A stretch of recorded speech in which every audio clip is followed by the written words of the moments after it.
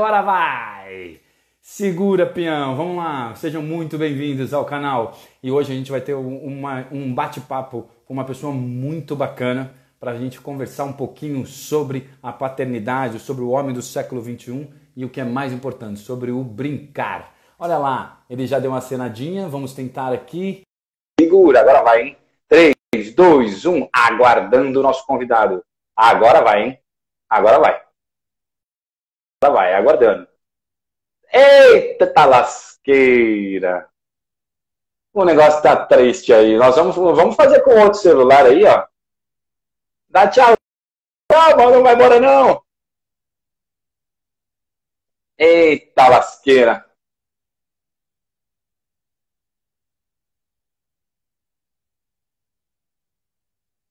Peraí, não vai embora não. Pera, tô esperando. Segura a peteca aí. Olha lá, Cristiano Oliveira enviou uma solicitação de participação no seu vídeo. Eita lá, eu ia clicar aguardando o Alô Romero. Vai, pera. Tudo bom, querido? Olha lá, não pode participar. Ele está falando que não pode participar. Vamos, mas nós vamos conseguir. Nós vamos conseguir. Porque este canal, ele é cheio de novidades. Fala lá, olha, é a única live que nós temos participação internacional de Cristiano Oliveira. Ei, Laia. Aqui, ó, vamos ver. Solicitação, aqui. Nós vamos fazer agora por um outro. Nós vamos mudar. Se der certo, eu vou fazer com ela, não com você. Nós vamos fazer agora um outro. Eu não sou a Camila. Eu vou fazer com ela, então. Sai daí que agora nós vamos fazer só com ela. Nossa Senhora. Agora vai ficar uma loucura. Deixa... Tá me ouvindo ou não? Eu tô te ouvindo perfeitamente. Deixa eu ajeitar aqui. Tive que trocar de celular, de perfil. Eita, nós. São coisas da tecnologia. Meu celular não foi.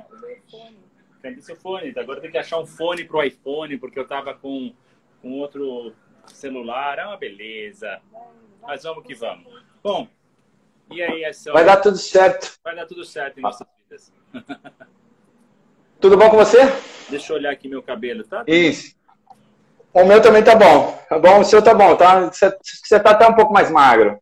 A pandemia me fez bem, tive que repensar uma série de coisas na minha vida, e inclusive a questão de saúde, até para aguentar a convivência diária enlouquecedora com 2 filhos.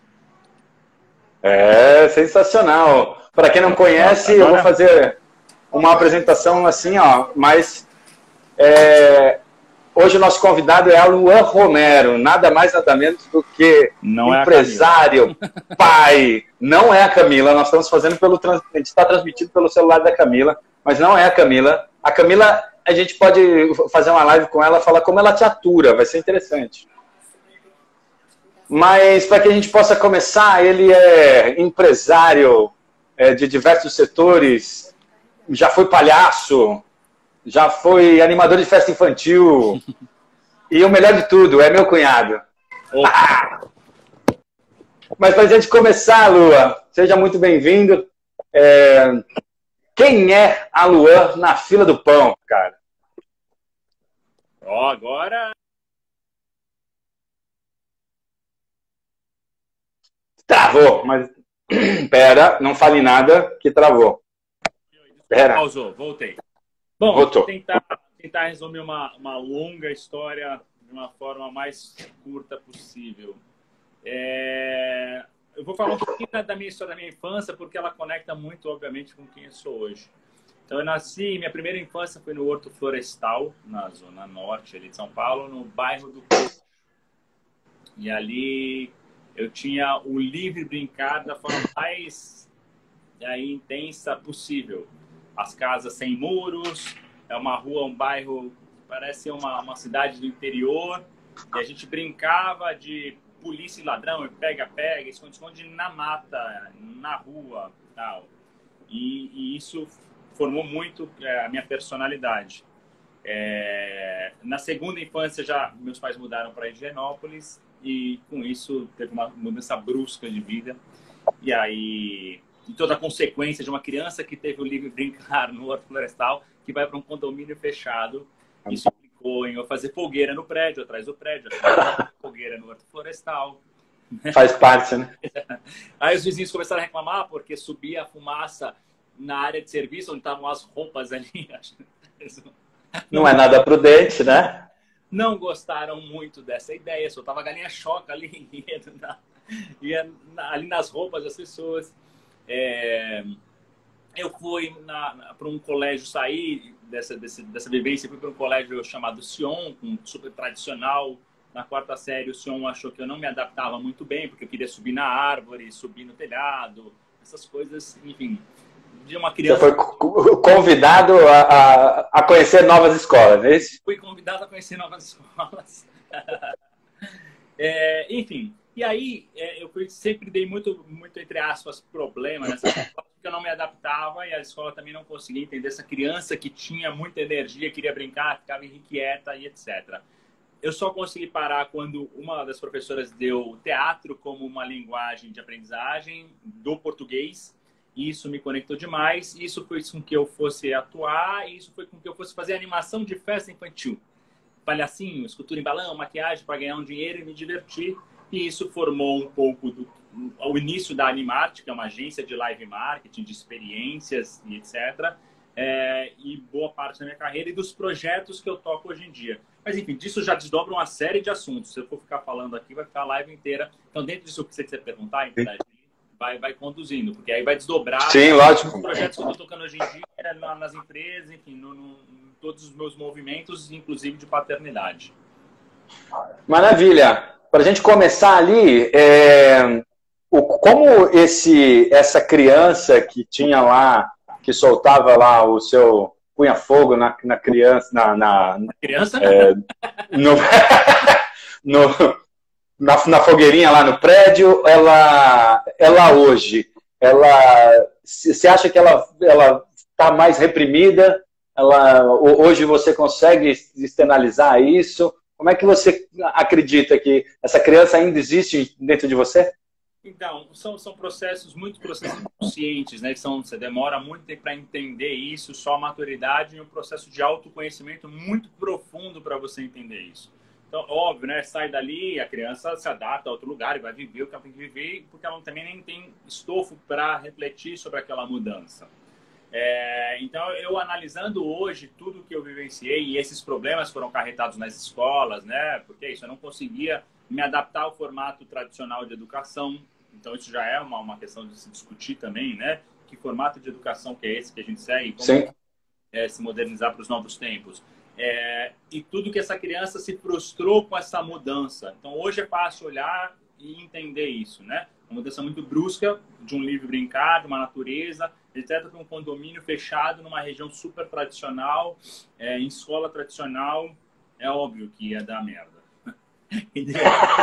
Então, olhando para isso, hoje eu vejo que aquela criança, óbvio, ela foi desprovida do que ela tinha de liberdade e teve que se adaptar a uma nova realidade que foi muito dolorida para aquela criança. E isso acarretou numa série de conflitos, de problemas, até de agressividades, assim, de não saber lidar com a situação, porque ela não entende o que estava acontecendo. Então, é isso. Acho, hoje é mais fácil entender, e o meu trabalho, é engraçado isso, o meu trabalho hoje de autoconhecimento me levou a quase que resgatar essa criança. Essa criança ferida com projetos como o Livre Brincar, na praça, na rua, na cidade, enfim, são projetos que de alguma forma é muito louco isso, porque eu comecei a tocar também de forma inconsciente esses projetos, mas eu senti uma conexão muito profunda. E aí, quando eu fui parar para olhar para dentro e perceber, isso, nada mais é do que o resgate daquela minha criança ferida, traumatizada, porque foi desprovida daquilo. Então, os projetos hoje que me brilham o olho são projetos de eventos, brincar na praça, na rua, na cidade, transformar a cidade num imenso lugar mais lúdico, mais colorido, mais, enfim, divertido.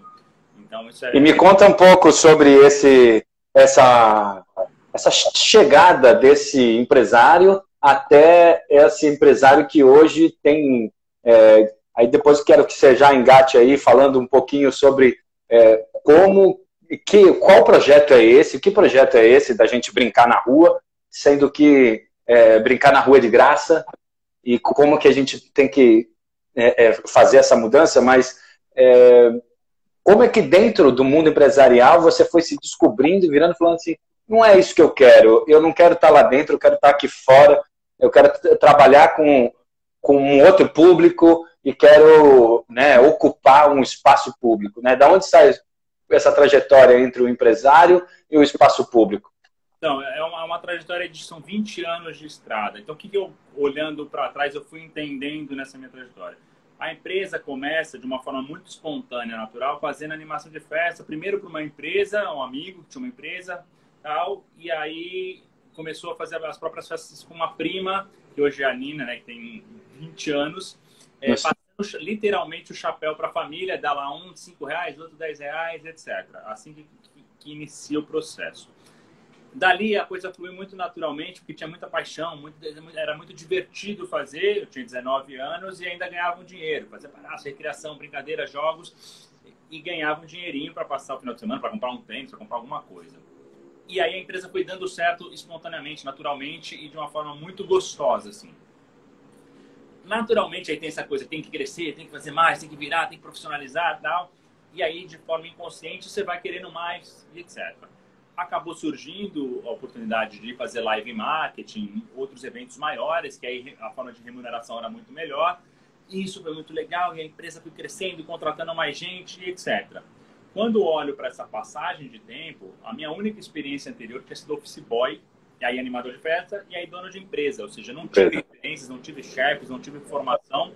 E de repente eu me vi ali com 10 funcionários que precisavam de um direcionamento, de um planejamento, de negócios, de uma orientação, de salário, de problemas de relacionamento interpessoal, e RH, e comunicação, e pagar conta, e essas coisas. Sim, do quartinho para Higienópolis, né? Então, a máquina ela vai girando, fazendo com que você tenha mais pressão. Agora eu tenho mais pessoas. Então, o que antes que entrava o dinheiro era um prazer, ali era um dinheirinho para eu pagar minhas coisas, agora você tinha a obrigação de gerar resultado. E isso foi fazendo com que aceitasse outro tipo de trabalho. E aí, quando você vai passando por tudo isso e vai vendo que o que era prazeroso no início agora passou a ser uma obrigação e diminuiu o prazer, porque agora tem contas para pagar, tem gente para administrar, eu comecei a perceber isso como uma trajetória muito longa, mas demorei para cair a ficha. A perceber que eu estava desconectado com a minha essência, com a minha zona que era o meu prazer, etc. E aí, após muitos tipos de terapia, de autoconhecimento, etc., eu entendo, porque de fato o que me dava prazer era a conexão com aquela criança, que era através desse brincar. E a empresa cresce e desconecta, porque ela vai ter outros eventos, outras coisas para fazer. Tá? Isso é uma fotografia. A segunda fotografia que começa a me cair a ficha em 2012, mais ou menos, 2013, meu irmão morou na Dinamarca, e aí ele volta da Dinamarca falando, putz, né, lá sempre os países europeus estão há alguns anos na nossa frente em relação a tendências, a movimentos e etc, né? Sim.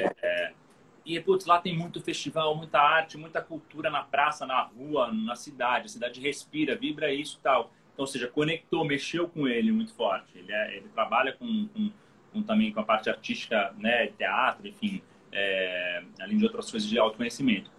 E aí isso ficou no meu radar, assim, falei, putz, isso é legal, né? Ter uma cidade mais brincante, espaços alternativos. A gente é muito carente disso, né, como cidade. E aí que a gente começou a desenvolver um projeto chamado Nossa Rua, que era um festival Nossa Rua. E aí você tem uma dificuldade inicial para viabilizar, até porque não era a nossa característica formar projetos proprietários e vender, e sim a necessidade dos clientes. Então foi um projeto legal, só que assim, deixa em segundo plano, porque está vindo evento, está vindo projeto, está vindo demanda do mercado, eu preciso atender a demanda do mercado. Quando chega 2015, que o país entra em colapso financeiro e político, eu falo, putz, eu preciso dar vazão para esse projeto. E aí eu vou para o front, vou conversar com clientes, vou conversar com o poder público, e teve um aprendizado, uma conexão, conheci pessoas incríveis a partir disso. O projeto ainda não se viabilizou ali, porque ali veio a Nickelodeon e falou, putz, a gente amou o seu projeto, mas eu não vou te patrocinar. Vocês podem criar o nosso dia de brincar Nickelodeon? A gente parou aquele desejo do dia de brincar Nickelodeon, o projeto já nasceu grande. Mas não foi uma ideia de vocês? Eles tinham... O Nickelodeon, ele olhou nossa rua e falou, ó, vamos criar algo parecido com a minha marca, ou ele já trouxe algo que... Não, eles tinham um desejo frustrado, que ano após ano eles não conseguiam dar vazão para aquilo por falta de expertise. Eles tinham um evento global chamado Dia de Brincar, que acontecia no México, nos Estados Unidos e em outros países. E no Brasil eles nunca tiveram a competência necessária para realizar aquilo. Eles viram na gente esse conhecimento. E aí a gente criou a versão brasileira no formato digital. Ele já nasceu grande, lindo, foi no Centro Esportivo Tietê. A primeira edição já foi 6, 7 mil pessoas. Então tinha teatro, música, dança, contador de histórias, jogos, brincadeiras e, é claro, o Bob Esponja, a Patrulha Canina, enfim, no palco. Aquilo foi uma experiência muito potente, muito interessante, porque a gente viu de fato acontecendo. Foi lindo, mas eu entendi na profundidade que não era aquilo. Porque aquilo é um evento. E como todo evento, é um dia e acabou. Ele tem data para começar, terminar, e o legado ele é pequeno, né? E a criança, o pai, a família vai lembrar do Bob Esponja, que foi legal, foi divertido, vai gerar uma lembrança significativa. Mas ela não vai conectar com a essência, que é como que a gente discute cidade, como que a gente discute cidadania, como discute espaço público, como discute a relação pais e filhos nesse brincar, nesse outro território. Então, e isso era o que você buscava logo desde o começo, era o que você buscava. Entendendo, fazendo, entendendo, aprendendo. Então, nossa, é lindo esse evento, mas não é isso ainda que vai preencher e resgatar aquela criancinha ferida que deixou de brincar. Que já não pode mais botar fogo em nada, e estamos aqui pagando aluguel e água. A gente foi muito legal, fizemos 2 anos esse projeto, o projeto continua com um legado que a gente deixou lá, né? Não é a gente está realizando esses últimos anos, mas o projeto continua, o calendário todo ano tem. A gente criou um outro evento ainda, um encontro de patas, que era meio dia de brincar para quem tem pets, leva o pet no parque, tem circuito e tal, enfim. Local de doação de cachorro e de gato, muito legal também. Mas não é isso, eu preciso aprofundar tal. Esse conhecimento todo e esse momento todo e aí de novo desdobra numa série de caminhos, porque a pandemia também faz e traz uma série de reflexões, levou hoje o entendimento a uma maturidade do que é o que de fato eu acredito que seja muito legal para mim como realização, como desafio, e que de fato seja muito legal em questão de cidade, em questão de espaço público, em questão de mobilização e de possibilidade de, mesmo que seja uma semente, ajudar a um início de transformação, ressignificação. Então, não sei se eu já vou engato nisso, se a gente vai também, porque... Não, sim, pode. Acho que é isso, né? Uma das coisas que eu só gostaria de perguntar é que você fizesse, assim, hoje, se você fosse resumir essa sua ideia que está aí dentro, o que você esperaria de uma cidade brincante? O que você está buscando lá na frente? Qual é o seu... Você virar e falar assim, olha, eu deixei a cidade transformou disso para isso e eu hoje me sinto realizado. Tá. Então, o que eu entendo hoje olhando? Então, dentro dessa mudança, o que me faz refletir? Aí, em 2013, nasce meu primeiro filho, Lucas, que hoje está com 7 anos. Em 2017, o Gael, que está com 3 anos. Quando eu olho e me vejo num apartamento, num condomínio fechado e tal, e aí começa uma reflexão de vida, de relação, óbvio que o condomínio fechado, ele te traz alguns benefícios, né? E uma falsa sensação de segurança. Putz, é legal, me sinto seguro, tem um condomínio ali e tal. 2, você tem uma área de lazer no prédio, putz, isso é legal, a criança desce, a quadra, a piscina e tal. Quando eu reflito em relação à sociedade, você fala, esse não é um caminho que eu acredito e entendo ser saudável. Porque, de fato, a gente vai se fechando em bolhas sociais homogêneas. Todo mundo meio parecidinho, com o mesmo hábito de consumo, que vai no mesmo shopping, que vai no mesmo piscininha, que vai na mesma quadra, que viaja para a mesma Disney e tal. Então, gera um isolamento e eu entendo que isso socialmente não é legal, nem para os meus filhos e nem para a cidade, enfim. Para a cidade em si. Que eu acredito. Então, esse tipo de reflexão começa a vir muito à tona. E aí, dentro disso, eu falo, tá bom, como que eu também começo a repensar a minha forma de viver e desses projetos entender. Então, eu coleto a informação que eu fui ouvindo de feedback naquelas primeiras reuniões com o poder público e com a iniciativa privada do conceito inicial de Nossa Rua e começo a evoluir aquilo. Em 2018, a gente faz um primeiro piloto do projeto em Moema e foi muito legal a experiência. Então, era uma antiga rua de lazer, desde os anos 80 era uma rua de lazer lá. Hoje permanece uma rua de lazer. Então, para quem não sabe, a rua de lazer é a rua fechada aos domingos para lazer da população. Tem um horário, fecha, o carro não circula por ali e a população pode ali usufruir daquele espaço. Obviamente, isso ao longo dos anos 80 para cá, foi se perdendo muito, né? Sim. Nossa, veio uma moto aqui. Foi se perdendo muito essa essência. Então, é quase que um resgate disso, mas não pela nostalgia, por entender que isso É importante. gera relação na comunidade, entre as pessoas, etc. Então, a gente fez um piloto, um líder comunitário topou o desafio, chamou a comunidade para o dia, a gente levou ali uma estrutura e as pessoas foram. E tinha criança, e tinha idoso, e tinha os pais, e todos conviveram de uma forma muito legal, e feedbacks do tipo, putz, eu sempre vejo meu vizinho de porta, mas a gente nunca tinha conversado.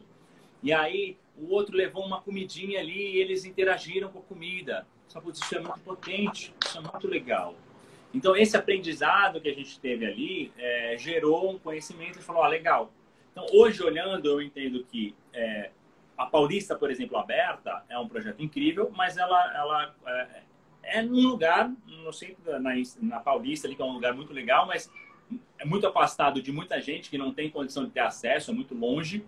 Então, o que eu faço para ter mais paulistas, não daquela proporção, daquele tamanho? Mas se você pensar, o que tem a Paulista? É um asfalto enorme, grande, sem sombra, quente. Mas e transporte público, né?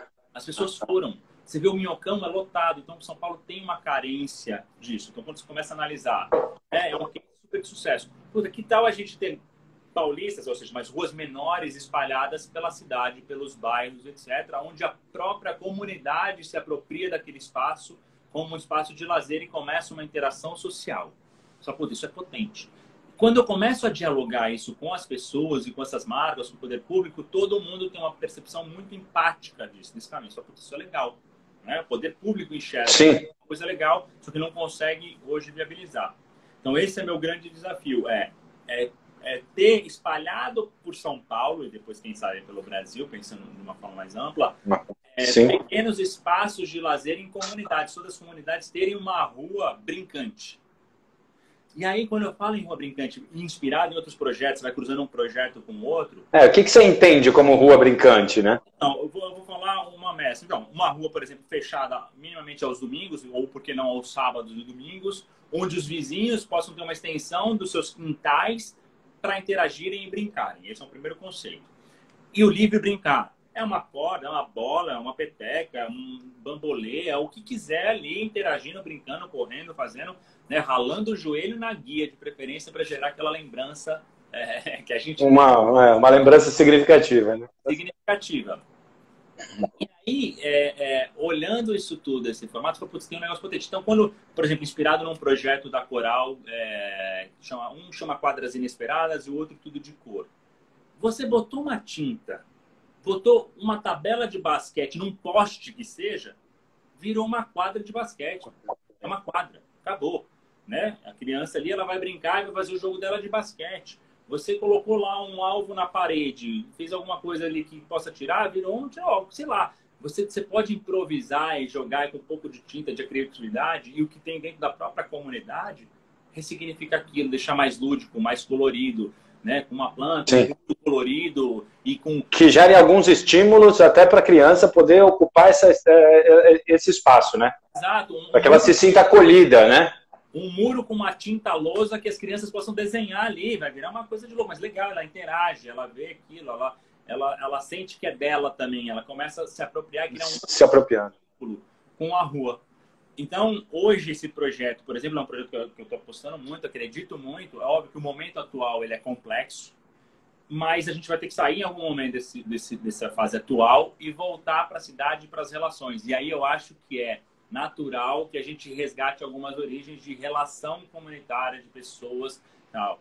E você, né, a gente tem um movimento, primeiro de globalização, o mundo tal, e aí tem outro, se eu não me engano, tem um termo técnico aí, pelo menos meu pai fala, que é localização, né? O global com o local. Eu preciso fortalecer o local. Eu preciso fortalecer a comunidade, as relações. Então, o que a gente está pensando agora é legal, eu fecho essa rua, tenho lazer, então o Alexandre é um líder comunitário, ali ele já se relaciona, tem interesse em deixar a rua, pô, mobiliza o Ale junto com outros moradores que também acham que é legal. A gente faz um processo de empoderamento dessa comunidade. O que é legal para vocês? Ah, tem muito idoso, dama é legal. Tem muita criança, esse tipo de brincadeira é legal. O que a gente tem aqui de riquezas na comunidade? Pô, o Alexandre lá toca violão, o outro canta, o outro conta história. Pô, você não quer vir nesse dia contar história? E você não vem no outro dia cantar? O outro vende brigadeiro, a outra faz artesanato. Você não quer trazer ali também, de repente, para expor para a comunidade a sua relação? Sim. Começa o fortalecimento das relações locais também. Então, E você acha que essa mobilização ela vai acontecer através de um guia, ou você espera que assim que você fizer essa estrutura, isso naturalmente você chega a uma hora que você abandona a rua e a rua tem vida própria, ou não? Vai ser sempre guiado por alguém? É muito difícil, assim, acho que vai ter que ser um aprendizado constante em cada comunidade. Esse projeto, por exemplo, tá? O que a gente está pensando, idealizando. Então tá bom, entendi lá, identifiquei um líder, né, numa comunidade que tem interesse, que se identifica com aquilo, que entende que aquilo é importante. Ele chama outras pessoas da comunidade que tem um interesse. Óbvio que a comunidade tem que se envolver. Não é um projeto que eu vou lá implementar. Eu vou dialogar e ver o que faz sentido junto com o Alexandre lá e com as outras pessoas. Puta, isso é legal, isso não é legal? Ó, a gente tem algumas sugestões, alguma opção. Puta, essa comunidade gosta de tal coisa, tem uma árvore ali que dá para pendurar um pneu. Legal, então vamos pendurar um pneu naquela árvore e virar um balanço? Pô, legal, para aquela comunidade é legal, aquilo funciona ali. Para outra, pode ser outra coisa. Não vai acontecer. Pode ir, então, como que detecta ali junto, negociando. Então, não tem um pacote pronto. A ideia é ir dialogando e implementando isso a cada comunidade e etc. O que a gente vai propor? Você tem um guia inicial que ele é só um roteiro, mas ele vai sendo adaptado e, puta, naquela comunidade a gente entendeu que o roteiro melhor é esse aqui. Tá bom, ó. A gente desenvolveu junto nesse guia esse roteiro aqui desta comunidade que vai ter que continuar de forma orgânica, desenvolvendo, aprendendo, se recriando e tal. A nossa ideia é ter um começo, meio e fim e, de preferência, empoderar a comunidade. Então, esse começo, meio e fim legal, detecta ali as potências da comunidade, os desejos, e aí junto descobre, testa algumas coisas. Faz uma parceria com uma universidade, com alunos de educação física e pedagogia que possam fazer horas complementares de estágio, de lazer ali, para ajudar nesse empurrão inicial, sabe? Para ter alguém ali ajudando a coordenar, a pensar, a animar, só inicialmente para engajar, para ter mais gente que comece a fomentar aquilo. E aí, depois a ideia é como consultoria, se tiver dúvida e tal. E como que eu começo a trocar entre bairros atividades? O que está fazendo ali que é legal, que você pode fazer aí, sugestões. E disso pode se desdobrar uma série de coisas. E criar uma rede, né? A Drica está falando aqui, né? E quando ela pensa num projeto de forma escalável aí, me vem a ideia dos multiplicadores, né? Então, é mais ou menos isso que você falou, né? Eu te dou uma diretriz, eu estabeleço ali um líder dessa comunidade, onde ele vai fazer essa ponte entre a comunidade e o idealizador, vocês no caso, e depois ele possa multiplicar isso e criar um case, né? Falar, olha, agora eu tenho aqui deu certo assim, vamos fazer alguma coisa nesse sentido num outro lado da cidade, com uma outra classe social, né? Com um outro, enfim, né? A ideia é, preferencialmente, não centralizar nada, e sim descobrir junto e, de fato, multiplicar e as pessoas se apropriarem e daqui a pouco, de forma orgânica, a coisa estourar, porque eu entendo que isso, com uma relação com a cidade, putz, é incrível se você imaginar que cada bairro tem a sua rua brincante ali, né? Isso é muito legal, muito potente. E aí, quando eu descobri isso, isso foi dando uma série de novo, como eu falei, conectei com muita gente interessante. Aí um dos projetos que acabaram surgindo a partir disso, que eu também já me identifiquei demais, a Secretaria de Turismo nos procura porque existe um projeto de ressignificação do centro histórico também, desde iluminação cênica, segurança, limpeza, etc. E, faltam projetos para criança e família, para atrair esse público para lá. Então, o Centro Histórico, ele é um lugar extremamente charmoso e faz parte da história de São Paulo, mas, ao mesmo tempo, tem muita gente que tem receio, né? Tem medo, porque ele é sujo, ele tem muito mendigo, Ele tem certa violência, né? Dependendo do dia e do horário que você vai andar ali, você fica receoso, etc. Então tem todo um projeto de gestão pública em relação a isso, em melhorar esse aspecto para tornar um lugar de fato de turismo, não só interno de São Paulo, mas por que não de outras pessoas que venham para a cidade. E como que eu atraio esse público criança e família, para a criança já começar a gerar um vínculo desde cedo, né, com esse lugar. Com a própria cidade e com aquele espaço, né? E aí, de uma forma também muito pela paixão, porque o órgão público não pode me contratar e não tem verba para isso, a gente criou um projeto e fez um piloto lá lindo, assim, um projeto lindo, que a gente chamou de Nossa História, que nada mais é do que um cortejo itinerante que narra parte da história de São Paulo, iniciando no pátio do colégio, com o Padre Anchieta e a Fundação de São Paulo, passando por vários lugares e terminando ali no prédio da prefeitura, que era o prédio dos Matarazos, e a parte de industrialização e etc. E aí envolvendo teatro, música, dança, circo e envolvendo aquela família toda nessa história, nessa lembrança positiva. E aí quando eu vejo isso acontecer lá fixo na agenda do centro, é muito legal. E por que não isso com um aplicativo que a pessoa possa descobrir mais coisas do centro, mais curiosidades da história de São Paulo? Tem filmes, livros, indicações sobre a história da cidade.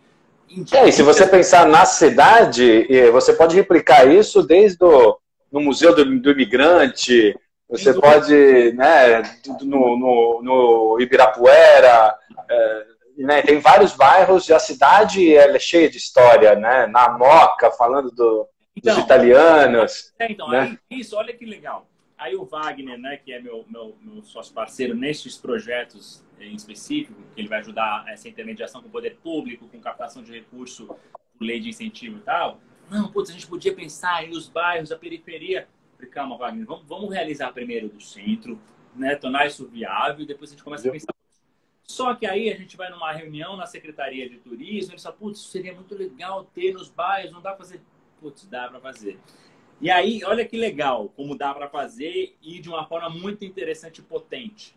Por que não identificar a jovens talentos artísticos das comunidades regionais ali, né? E no processo de curadoria selecionar esses jovens e eles pesquisarem, escreverem e contarem a própria história. Isso é muito sensacional, potente. sensacional.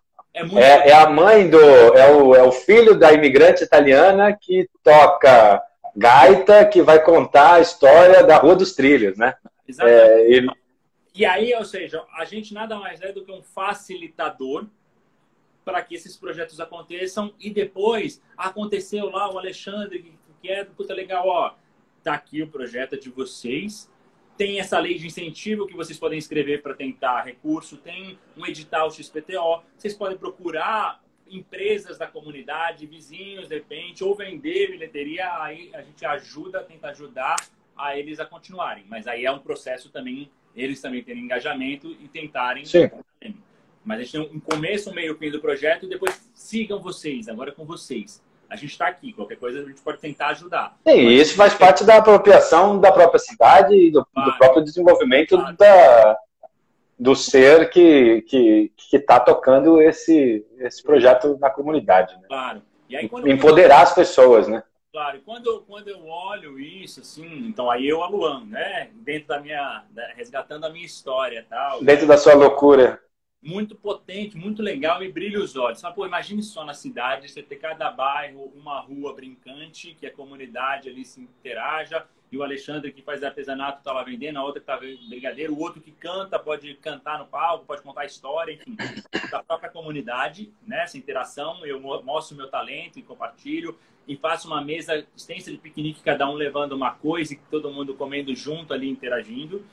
E aí, quando eu olho a outra potência, eu falo, imagine só você ter um roteiro de histórias dos bairros sendo contados pelos próprios artistas desses bairros. Pô, isso é legal, eu acho legal, isso me conecta e tal. Então, são projetos desse tipo que foram resgatando a minha história, a minha essência, e muito, muito inspirado, né? Escuta, eu tenho 2 filhos, que cidade que eu quero para esses 2 filhos, em relação ao que eu quero, e etc.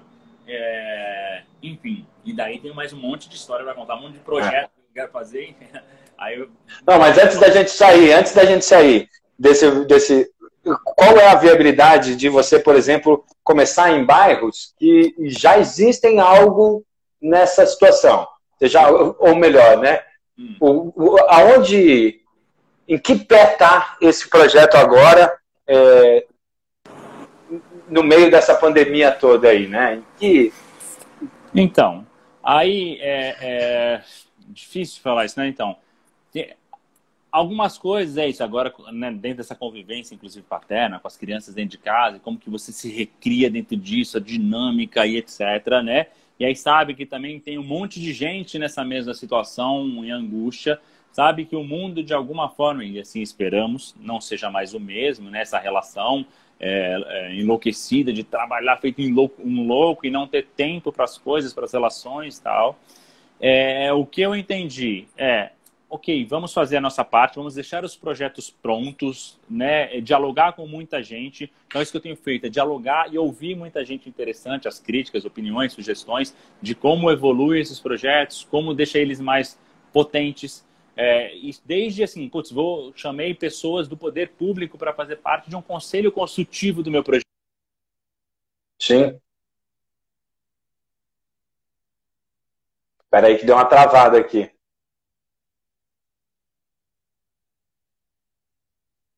Xiii, Marquinhos. Espera aí, calma, não fiquem aflitos. Vamos ver se a Luan Romero volta. Deixa eu ver aqui se ele mandou uma...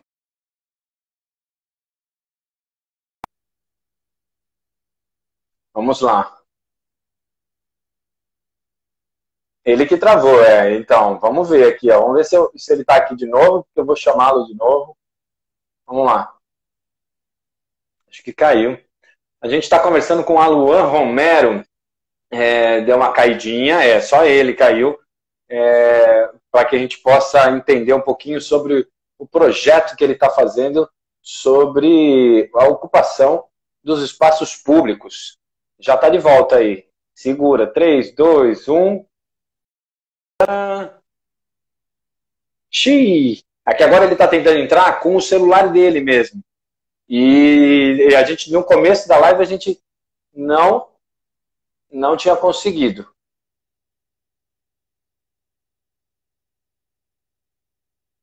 Vamos lá, fica aí, calma, calma. Ó, o celular dele não está funcionando. A gente vai ter que entrar de novo com o celular da doutora Camila. Vamos lá, não vai embora, não vai embora. Fique aí.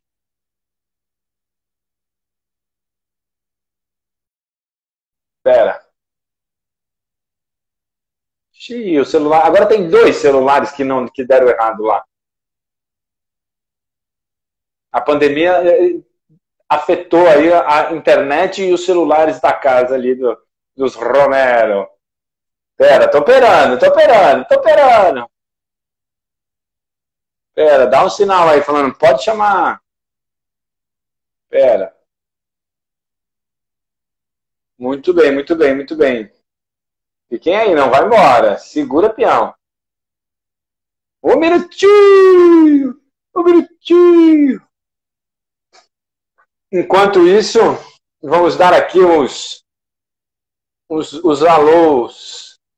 Tatiana Romero, Mindfulness, Casa do Horto deve estar aqui, Casa do Horto. Para vocês ó, que estão aí, a semana que vem nós vamos ter mais um convidado, a gente vai falar sobre educação financeira. E para quem, para dar aí já um spoiler aí, da Casa do Horto está quase fechando uma live com a gente. Nós temos aqui, ó, Cristiano Romero. Aqui, ó, Cristiano Oliveira, diretamente da gringa. Esse aqui. Drica, Serjão. Tá todo mundo aqui. Doutora Camila. Vamos lá. Camila solicitou. Vamos entrar aqui, que na verdade é a Luan Romero. O celular da esposa. Vamos lá. Agora deu. O que aconteceu? O meu celular, não sei por que não está conectando, porque ele está lá lindinho, bonitinho e tal. Só que vai conectar tal. O da Camila falou, mas o meu tem 8%. Eu falei, tá bom, liguei na bateria do notebook aqui e fui segurando.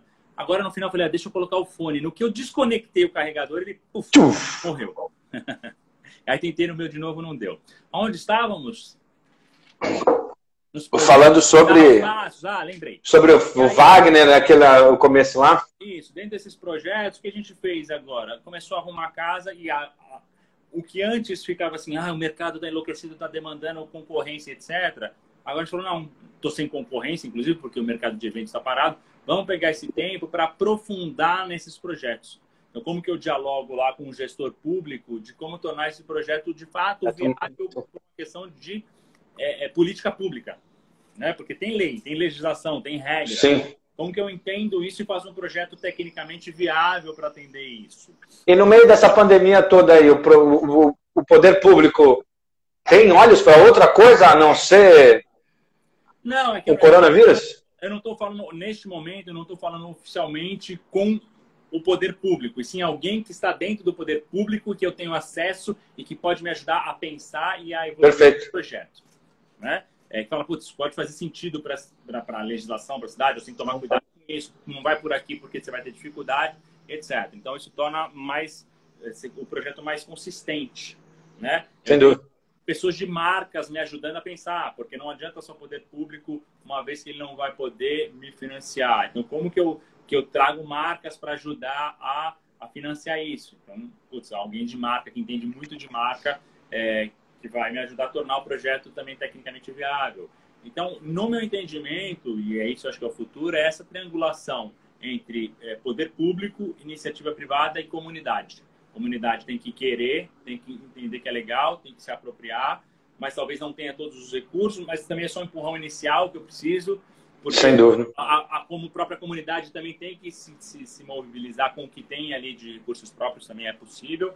Mas é óbvio, a gente, enquanto proponente, precisa ter alguns custos envolvidos para dar esse empurrão. Então, é isso que a gente está fazendo. E aí, dentro disso, Ale, surgiram várias vertentes de projetos, mas todas conectadas com esse viés. Cidade, cidadania, espaço público. Então, putz, a gente está com o Festival Turma da Mônica, né, da Maurício de Souza, que a gente vai fazer o ano que vem. Legal. Por lei, um projeto super legal. A gente está em um projeto em parceria com a Disney, também para o espaço público, para o Brincar. A gente quer fazer um resgate ali no projeto que um parceiro fez, o Guilherme, que é inspirado na Macy's Parade, sabe? Aquela grande parada dos personagens nos Estados Unidos e tal. Fazer uma parada das crianças e tornar isso evento calendário de São Paulo, né? Por que não uma mesma potência que tem uma parada gay, que é uma das maiores no mundo, vem gente do Brasil e do mundo inteiro. Sim, virou um marco turístico até, né? Por que não? Ter uma parada para o público. Movimento hotelaria até, né? Criança e família que pare a cidade, que, enfim, que traga um movimento turístico e seja um marco. Então, tem alguns desejos em relação a isso. Finalizando, tem um outro projeto paralelo, que não é o da essência da Animarte, aí falando de Aluan, porque também me conecta demais. Então, uma parte empresarial é isso. Eu sou investidor de um grupo de academias, lá sócio proprietário de um grupo de academias, a Boifit, são 4 unidades. Tem um sistema de gestão de academia, que é o Cloud Gym, e acabei investindo numa startup de educação, de aprendizagem criativa chamada Explore. Tal. E a Explore trabalha, resumidamente, com um tripé, que é tecnologia, arte, corpo, que a criança ela tem que buscar se conectar com o que ela deseja, com o que ela gosta, etc. Então, nessa busca, nessa curiosidade da criança, ela vai se conectando e aprendendo, e os facilitadores vão dando um passo a mais no que a criança quer. Então, se ela quer robótica, tá bom, tem esse caminho aqui. Se ela cansou de robótica e quer circo, quer teatro, quer dança, quer música, quer fotografia, tá bom. Né? Você tem caminhos alternativos e a criança vai se plugando e desplugando conforme que conecta com ela. É um projeto de contraturno escolar, ou seja, para a criança poder, na parte da tarde, experienciar algo e se descobrindo, etc. E aí, nessa pandemia também me fez repensar e aí me conectar com uma questão. Eu estudei a vida inteira em escola pública. O único ano que eu estudei em escola particular deu merda. Deu. Me convidaram a me retirar. Fui convidado a conhecer outras escolas públicas. Exato. E aí eu falei, puta, meus filhos conceitualmente estão em escola pública. Eu falei, por que não eu liderar um processo de viabilizar essa metodologia de aprendizagem criativa da Explore na escola pública? Então, como que eu caminho com isso dentro desses aprendizados todos? Olha, alguém tá vendo? Eu tô aqui como Camila, alguém tá lá com o celular. Eu te amo, papai. A gente já sabe quem é, já. Você pode chutar. Só tem dois. Um não é alfabetizado. Só dá para ser o outro. Então, e aí eu falei, pô, isso também é muito legal. Como que eu levo e torno... Porque eu fui uma criança que sofri muito na aprendizagem, na educação, porque eu nunca me adaptei ao formato escolar de sentar atrás de uma cadeira e ficar lá. Aliás, a Drica, que está aí online, ela deve lembrar bem como que eu era na sala de aula, porque a gente estudou junto. Eu ia para a diretoria toda semana, porque eu não conseguia parar quieto. Primeiro, porque eu aprendia rápido o que o professor estava falando. Tinha um raciocínio rápido e tal. Segundo, porque eu tinha muita energia e precisava gastar. E aí eu falei, pô, tá, legal, meus filhos estão conceitualmente para eu sair dessa bolha estudando numa escola pública, que vai ter uma relação... olha lá, já ia me zoar. Ela era parceira de aprontar de vocês. E aí, falei, pô, isso é muito legal, eu como pai poder retribuir também nessa escola. Eu não tenho custo, então como que eu retribuo para essa escola algo, levando a metodologia para lá? Então, já topei financiar por um tempo o projeto, mas como que, por meio desse aprendizado lá, eu tento multiplicar isso para outras escolas? Pode ser potente. Seja um financiamento coletivo entre pais. Puta, o Alexandre também ela tem uma condição de dar R$100, outros 50. Sim, a comunidade em si se envolvendo. Então tá tudo certo, porque tem gente que não pode mesmo, vai pesar no orçamento, e quem tem interesse naquilo financia. E aí você fala, putz, legal, eu tenho opção de contraturno naquela escola pública de aprendizagem criativa para as crianças, que vão poder fazer robótica, programação, que vão poder fazer mindfulness, né? Yoga, teatro, fotografia, música, brincar, experienciar, né? Se divertir e aprender. Sim. Conhecer o mundo, né? Nessas relações. E aí eu falei, então essa é uma forma, seja um pai como eu, que tem uma condição que pode financiar, um formato, financiamento coletivo naquela escola. Na outra, tem uma escola particular perto que comprou o projeto que topa adotar uma escola pública. Na outra, tem uma empresa que topa adotar. Na outra, tem uma verba do poder público, ou por lei de incentivo, ou a iniciativa privada, que tal. Então, esse é um outro projeto que agora eu estou muito engajado, liderando e vou para frente, que é tornar acessível na educação pública a aprendizagem criativa no contraturno escolar. Entendendo que, né, eu, assim, né, como classe média que tenho condição, poderia colocar meu filho numa escola de contraturno. Quem tem dificuldade, que tem que sair da periferia para vir trabalhar, o trânsito, etc., o que essas pessoas fazem com seus filhos na parte da tarde? Então, sim, a levar uma solução, isso se torna viável, eu resolvo um problema, parte de um problema social. Parte de um problema social, então você contribui. Aí você fala, quando eu olho, você fala, isso me conecta demais, isso me dá prazer demais. Isso que eu quero fazer, né? Isso que eu quero fazer. Então, vendo meus filhos também, como que eu propicio isso para eles? Enfim, são as discussões que eu estou tendo comigo mesmo, primeiramente, né? Sim. Dessa vivência, e aí dialogando com um monte de gente, você vai vendo que isso é legal, isso é potente, as pessoas entendem que é necessário, e aí vai conectando, e vai movimentando e tal. E vai aprendendo, e vai errando, e vai acertando. Legal, nós temos 9 minutos, mas calma, não vai embora. Eu tenho 2 perguntas para você. Uma, como é que esse movimento todo, e eu acho que é a grande... Muitos podem estar perguntando, eu acho que é isso. Como que essa sua trajetória mudou o Aluan como pai para suas crianças? Como é que essa tua trajetória te fez tomar que atitudes que você não tomaria se você não tivesse tido essa jornada e esse entender do brincar como algo transformador e algo que vai fazer que... É uma reflexão contínua e constante, né? Um desafio muito profundo. O que começa a me cair a ficha ali pelos idos também de 2015, 2016, sei lá, não lembro exatamente o ano, é que eu me vejo com uma empresa, a Animarte lá, de marketing promocional e eventos, cada vez maior. Era uma casa linda, maravilhosa, tinha balança na recepção, teve um design de interiores que me ajudou a pensar ali, fazer um lugar incrível, chamado Alexandre Colombo, enfim. Aí tinha rede numa jabuticabeira, tinha um salão com mesa de ping-pong, então um lugar super lúdico, colorido e tal. Só que eu comecei a me ver muito estressado, e inclusive na época ali com o meu primeiro filho, com o Lucas. Eu chegava em casa sem paciência, sem energia e tal. Só que isso demora, são processos longos para você entender e perceber. Lógico. E aí, quando começa a aprofundar no processo de autoconhecimento mesmo, né, eu fui começar a entender, putz, eu estou desconectado com a minha essência, estou desconectado com um tal. E aí começo a resgatar minha história. Pô, por que antes era legal, era prazeroso, e hoje que alcançou um outro patamar interessante de projetos, de empresas, de perspectivas, não tô conectado. E no fundo eu vou entender isso. Eu nunca quis ser o empresário, uma empresa grande, cheia de projeto tal, mas sim ter projetos que me conectavam com esse viés. Mas isso foram anos para descobrir, para entender, para poder olhar para isso, compreender o que estava acontecendo. Então, meus filhos ajudaram nesse processo, a me reconectar com a minha... Então, essa é uma primeira questão. Então, hoje, claro, o processo de pandemia mudou tudo, né? Eu tinha lá, eu continuava com a empresa, com 20 e poucas pessoas, em março, e seguindo o planejamento, apesar do meu instinto me levar para outro caminho, eu não tinha coragem de largar tudo aquilo. Quando veio a pandemia, eu falei, não tem como manter essa casa, uma casa no Pacaembu, grande, com um monte de gente, não tem como manter 20 pessoas, não tenho fôlego para isso, tive que me desapegar. Então, foi um processo que foi um empurrão. No que foi feito esse empurrão, eu me desapeguei da casa, da história, me despedi, agradeci aquela história, fui indo de boa parte das pessoas e comecei a dedicar a minha energia mais porque, de fato, eu queria me dedicar, ou seja, eu já não fluiu a uma casa, a alimentação da casa, o problema de tudo, de pagamento, 20 pessoas, etc. Né? Tá com menos demanda de trabalho, é ruim financeiramente, mas me conectou demais com essa essência, com esse processo, com esse caminho.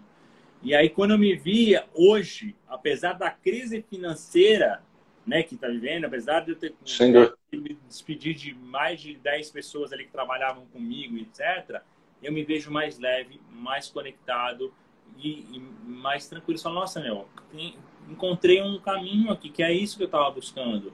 Com projetos que eu gosto. E se eu viabilizar esses projetos, eu vou me realizar, eu vou conectar pessoas. Só, putz, é isso. Puta, encontrei um propósito. Então, isso para mim fez muito, muito bem, muito sentido, assim, e me conectou e vai me conectar demais com os meus filhos. Demais. Legal. Inclusive tinha ali uma ideia lá atrás, falar, não, vamos mudar para uma casa e tal, e puta, mas sempre o receio e tal.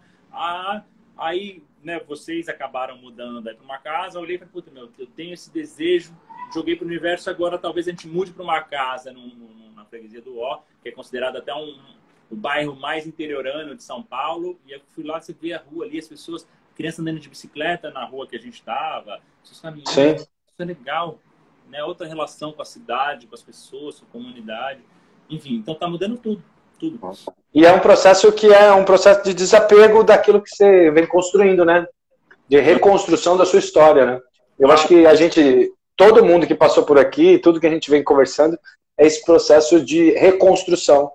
Eu acho que a nossa geração é a geração que está reconstruindo, né? Então, eu vi a geração dos meus pais, que construíram algo diferente, e hoje a gente está reconstruindo. A gente está olhando e falando, eu não quero mais isso, eu não quero mais aquilo, e eu quero qualidade de vida, eu quero estar mais com os meus filhos, eu quero ter a oportunidade de ensinar meu sobrinho a andar de bicicleta, né? Eu quero... E só para a gente acabar, falta 3 minutinhos, para você também já dar as suas mensagens finais. Se você fosse hoje olhar para aquele moleque que estava lá no quartinho, fazendo festa infantil, há 20 anos atrás, e fosse dar um conselho para ele, o que você daria? Nossa, que difícil, né? Então, mais ou menos, as pessoas não sabem. Fiquei no quartinho de empregada da minha mãe lá. Era bom que não precisava pagar aluguel, não precisava pagar água, não precisava pagar luz, não precisava pagar telefone. Eu usurpei. Uma empresa enxuta. E a empresa começou, e aí tinha um cunhado que era designer, gráfico, fazia umas artes ali e tal. Eu acho hoje, assim, olhando, esse é o grande desafio, porque a ambição e essa necessidade social de crescer, de falar, tem que ser maior, tem que ser maior, tem que ser maior. E em muitos momentos eu não entendi isso. Um consultor me perguntava isso e tal. É de fato assim, qual que é a sua essência, qual que é o seu propósito para você não se perder demais, tal. Porque de fato, nessa batalha, nessa luta por crescer, a empresa cresceu bastante, assim, né? Saiu de um quartinho de empregada para uma empresa... Uma casa no Pacaembu. Legal pra caramba no Pacaembu, com 26 pessoas, tal. E foi a frase mais estressante, mais desconectada da minha vida. E hoje é isso, eu estou dentro de casa de novo, não sei se eu volto a ter escritório, talvez não. Você está de novo no quartinho.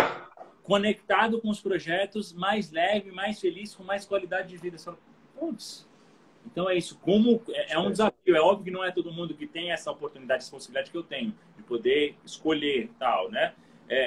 Mas isso, como que eu me conecto mais com esse propósito? Como eu me conecto mais e mantenho um foco no projeto? Porque o mercado de eventos ele é muito amplo, o mercado de live é muito amplo. Quando você vai ver tudo é oportunidade. Então tem evento aqui, tem evento lá. Você vai, entre aspas, se prostituindo para atender a demanda do mercado porque você está focado em ganhar dinheiro para crescer. E aí quando eu olho para isso hoje, se eu tivesse trilhado esse caminho de falar, não, eu vou mantendo uma essência num desafio aqui, foco ali. Família, tal, hoje de fato seria uma outra empresa especializada num nicho que eu estou fazendo hoje em dia. Não que a gente não tenha conhecimento, a gente tem muito conhecimento em criança e família nesse tipo de projeto, mas estaria numa outra etapa tal. Mas faz parte dos nossos desafios, nossas bater-cabeça, de aprender, enfim, e é isso. Ó, papai, muito bem. Oi, agora alguém está no celular da senhora, sua esposa. Tá certo, esse deve ser o mais velho também, porque Aí, ó, o Tico Marcondes, você conversou com o Tico Marcondes, porque ele tem encontro de bate-papo de pais, que eu te falei, você precisa conversar com o Tico Marcondes, senhor Alexandre. Tico, não é a Camila, tá? Não é a mamãe, é a Luan, meu celular deu problema de novo, porque na live com o Tico deu problema. Meu celular tem problema com live, eu não sei o que acontece. Tá certo, Tico, vamos conversar aí, foi uma indicação dessa pessoa linda que eu conversei hoje, a Luan, empresário, pai, idealizador de uma cidade mais humana, uma cidade mais propícia para que a gente possa conhecer qual é a nossa essência aí. Lua, foi um prazer, um beijo. Quero agradecer você também tendo contribuindo também com esse meu projeto aí, para falar sobre pai, sobre paternidade, sobre esse homem, novo homem do século XXI aí. Vamos sim, Tico. Olha, o Tico falando. Vamos no programa Prosa de Pai. Vamos sim. Acho que a primeira coisa que eu tive em mente é juntar pais que fizeram a diferença e você fez a diferença, está fazendo a diferença na vida das pessoas e na nossa também. Aliás, só um parênteses final. Um dos projetos que eu estou tocando da empresa, que é com o Wagner, que é uma vertente da Animarte, ela chama Nossa. E o nome foi pensado propositalmente porque o grande ponto é como que a gente pluga pessoas com as suas especialidades, com os seus desejos, tal, por projetos. E é isso, vamos fazer um projeto que tem totalmente a ver com o Alexandre, vamos junto, vamos tocar junto isso aqui, nessas duas e tal. Legal, se conecta. Aí se outro não te conecta, tá tudo certo, outras pessoas se conectam. Então como a gente vai conectando pessoas por paixões e por, enfim, sinergias, para fazer a coisa junto. Legal. Legal, olha, eu nunca pedi em live nenhuma, mas é que eu nunca vi. Manda um monte de coração aí que eu quero ver como é que sobe esses coraçõezinhos aqui, ó. Manda pra nós aqui ver. Olha lá, ó. Tem uns coraçõezinhos que sobem aqui do lado e fica bonito. São bonitinhos, eu não sei quem como que manda também os coraçõezinhos. Tá certo, Lu. Tá bom? Um beijo pra você, foi um prazer. Sim, quer se despedir aí? Nos falamos. Brigadão, é isso aí, tô por aqui. Um beijo, beijo pessoal.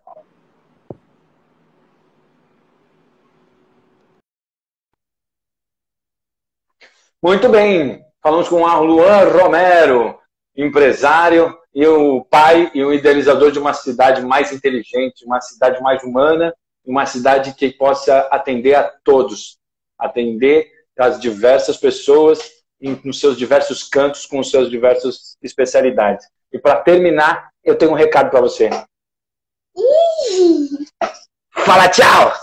Tchau!